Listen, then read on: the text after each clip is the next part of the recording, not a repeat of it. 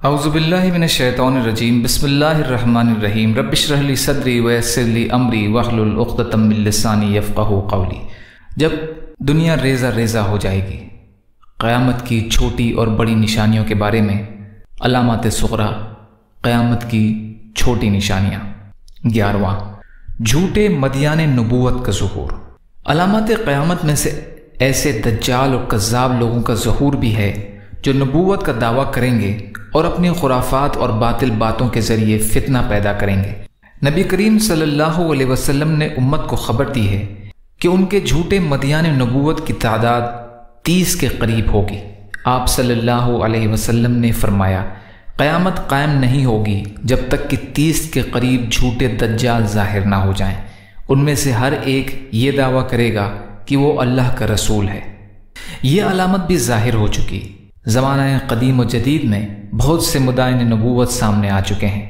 کچھ بعید نہیں کہ کانے بڑے دجال، اللہ ہمیں اس کے فتنے سے محفوظ رکھے، کہ آمد سے پہلے نبوت کے کچھ اور دعوے دار بھی سامنے آ جائیں۔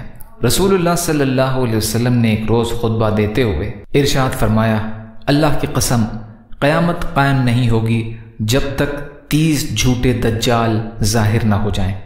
اس سلسلے کی آخری کڑی کانا مسیح دجال ہوگا۔ مسند احمد کی روایت ہے یہ۔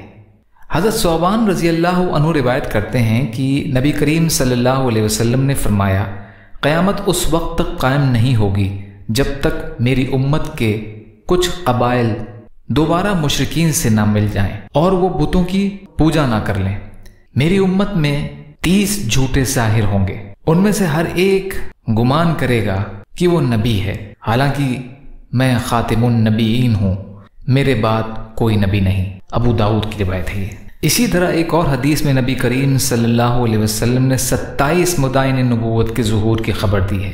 ان میں سے 4 خواتین ہوں گی، ان میں سے ہر ایک دعویٰ کرے گا کہ وہ اللہ کا رسول ہے۔ سیدنا حذیفہ رضی اللہ تعالیٰ عنہ بیان کرتے ہیں کہ نبی کریم صلی اللہ علیہ وسلم نے فرمایا، میری امت میں 27 جھوٹے دجال مدیان نبوت پیدا ہوں گے، اس میں سے 4 عورتیں بھی ہوں گی، میں خاتم النبیین ہوں، میرے بعد کوئی نبی نہیں۔ مسند احمد کی روایت ہے۔ ان لوگوں کی بڑی تعداد ماضی میں ظاہر ہو چکی ہے۔ رسول اللہ صلی اللہ علیہ وسلم کی حیات مبارکہ کے آخری ایام میں یمن میں اسود انسی نے اسلام سے مرتد ہو کر اپنے نبی ہونے کا اعلان کر دیا۔ اس کا ارتداد عہد رسالت میں واقع ہونے والا سب سے پہلا ارتداد تھا۔ اس کے جنگجو ساتھیوں نے 3 یا 4 مہینے میں پیش قدمی کر کے یمن کے تمام علاقوں پر قبضہ کر لیا۔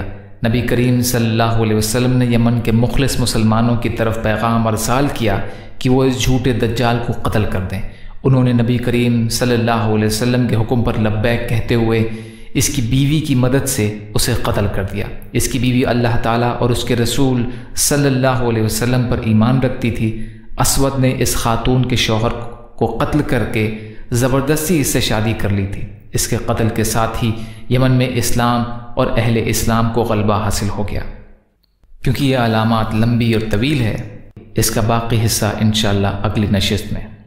یا اللہ ہماری تمام فتنوں سے حفاظت فرما، یا اللہ ہمارے ایمان کو مضبوط رکھ، یا اللہ ہم سب پر رحم کا، کرم کا، عافیت کا معاملہ فرما، یا اللہ سچی توبہ کی توفیق عطا فرما، یا اللہ دین کا کام کرنے والا بنا دیجئے، یا اللہ جنت کا راستہ آسان کر دیجئے، یا اللہ جہنم کے راستوں سے آڑ کر دیجئے، یا اللہ اپنے حلال میں سے دیجئے، اپنے حرام سے بچائیے، اپنے غیر سے بے نیاز کر دیجئے۔ ربنا تقبل منا انک انت السمیع العلیم وتب علینا انک انت التواب الرحیم برحمتک یا ارحم الراحمین۔ لا الہ الا اللہ محمد رسول اللہ۔ السلام علیکم۔